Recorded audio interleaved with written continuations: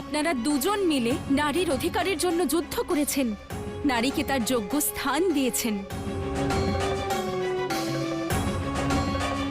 সত্য বলবো, আমি নিজেকে সৌভাগ্যবতী মনে করি যে আমি আপনাদের পরিবারে জন্মেছি, এই কুলের অংশ হয়েছি।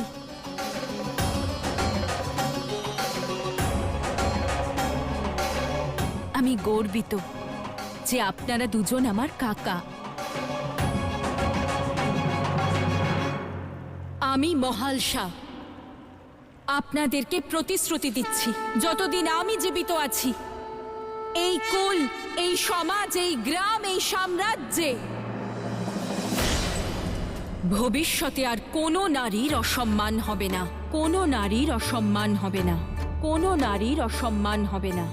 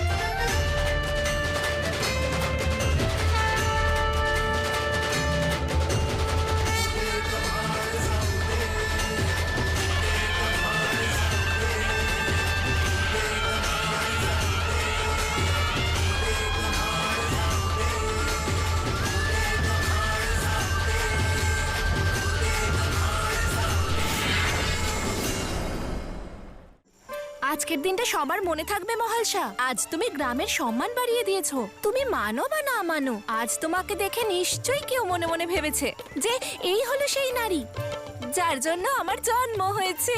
আর হ্যাঁ, ওকেই আমি বিবাহ করব। বিবাহ? তাও আমার সঙ্গে? এমনটা ভাবলেই তো আর মহালসা তাকে বিবাহ করে নেবে না। আমি তো কেবল তাকে বিবাহ করব যাকে আমার মা বাবা পছন্দ করবেন, আর সেই সৌভাগ্যবান আমাকে বিবাহ করতে চাইলে তাকে আমার সকল প্রশ্নের উত্তর দিতে হবে। আচ্ছা, তা এমন কি জিজ্ঞেস করবে তুমি? এটাই যে তার কাছে তার স্ত্রীর স্থান কি, নিজের থেকে নিচে না নিজের সমতুল্য? তার কাছেও কি একজন নারী ততটাই যোগ্য যতটা যোগ্য আমি নারীকে মনে করি? মহালসার জীবন সঙ্গী হওয়ার জন্য কঠিন পরীক্ষা দিতে হবে তাকে। হে ভগবান, এত প্রশ্ন! তাহলে তো হয়ে গেল বিবাহ। কুমারীই থেকো সারা জীবন। নিঃসন্দেহে।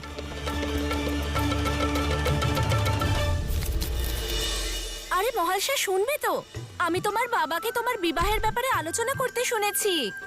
বলতে দাও উনি যা বলতে চান, কিন্তু বধূ বেশ ধারণ করার আগে মহালসা রণবেশ ধারণ করতে চায়। ততক্ষণ প্রচেষ্টা করব যতক্ষণ না আমি সর্বশ্রেষ্ঠ যোদ্ধা হয়ে উঠছি।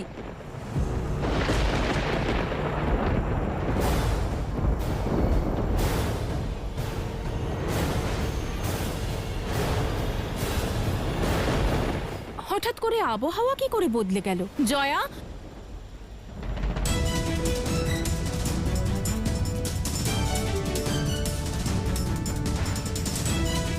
তোমরা সবাই জানো আমার এগুলো পছন্দ নয়। সামনে এসো। আরে উত্তর তো দাও, অনেক হয়েছে ঠাট্টা। চলো সামনে এসো।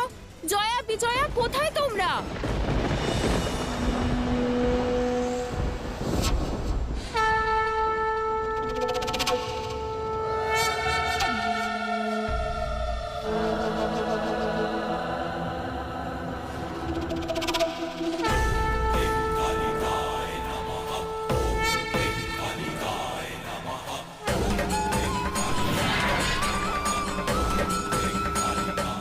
দাদা, এটা ঠিক নয়।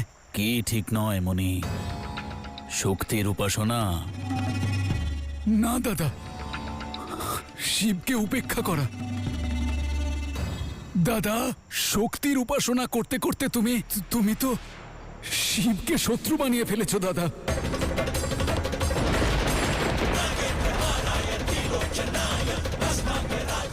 আজ আমি যা দেখলাম, শুনলাম, বুঝতে পারলাম, তা তুমি বুঝতে পারছো না দাদা।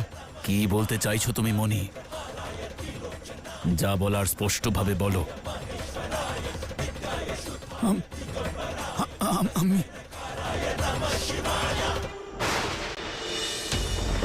জয়া, বিজয়া, কোথায় তোমরা? কোথায়? সামনে এসো।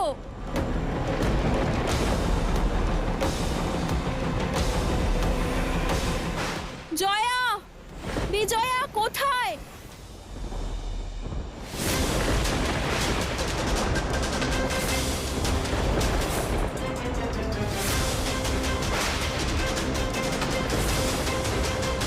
এটা তো বিজয়ার হাট।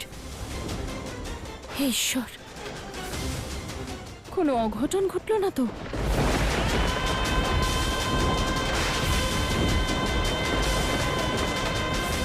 বিজয়া, জয়া! আমি আসলে দাদা,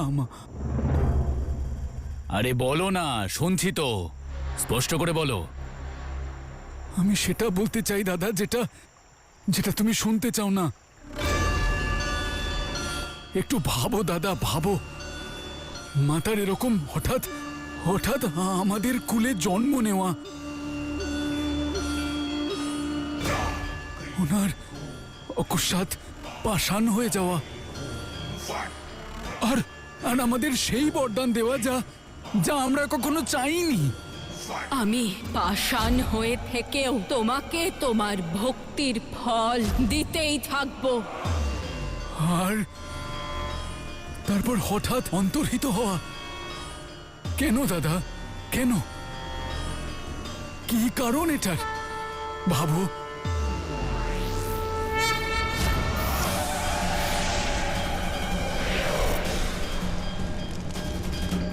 মহালসাকে দেখেই আমি বুঝতে পেরেছি যে ও কেন এসেছে। দাদা, ও এবারে মমতার ছায়া নয়, প্রলয়ের পাহাড় হয়ে এসেছে, পাহাড় হয়ে এসেছে, পাহাড় হয়ে এসেছে। ও রক্ষা করতে নয়, ভক্ষণ করতে এসেছে দাদা।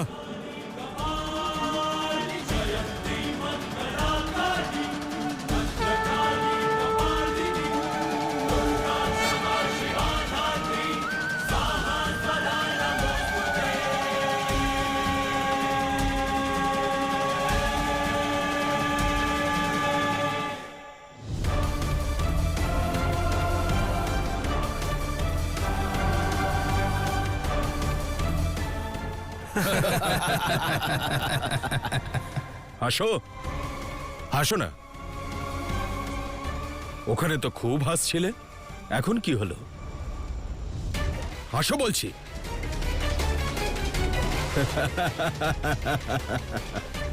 না না, একটা কাজ করো, তোমরা সকলে যা বলবো তাই করো। কি বলছিলে জানো? আমাদের মুখ থেকে কথা বেরোচ্ছে না। এখন তোমরা চুপ করে আছো কেন? হ্যাঁ, নিজেদের ভুলের পরিণাম তো তোমরা ভোগ করবেই।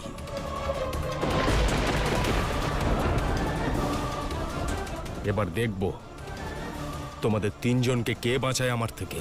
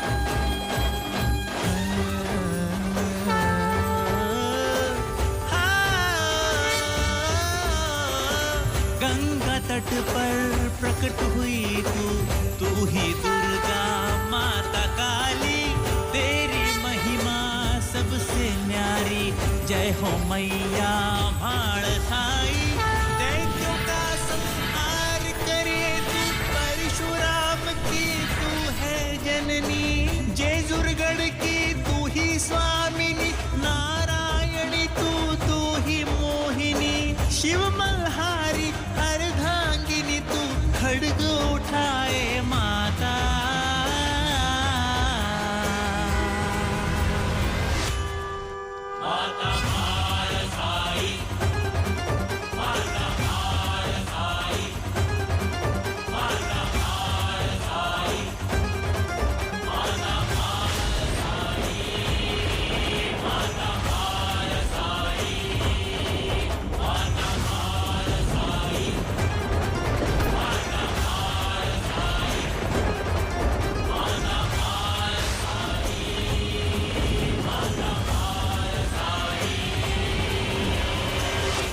ভালো হয়েছে তুমি নিজেই এখানে চলে এসেছো। একসাথে প্রতিকার পূরণ হবে। এবার আমাদের সামনে তোমায় নত হতে হবে।